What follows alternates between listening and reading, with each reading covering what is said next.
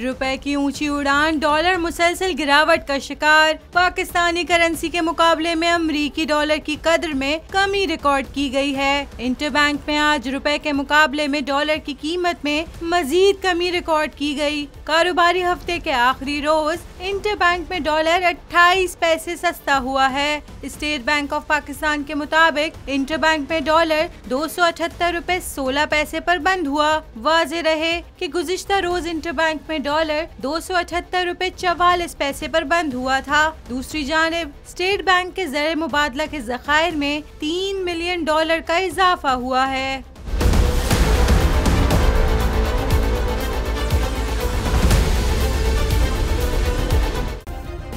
Subscribe करें और bell दबाएं ताकि कोई खबर रह न जाए।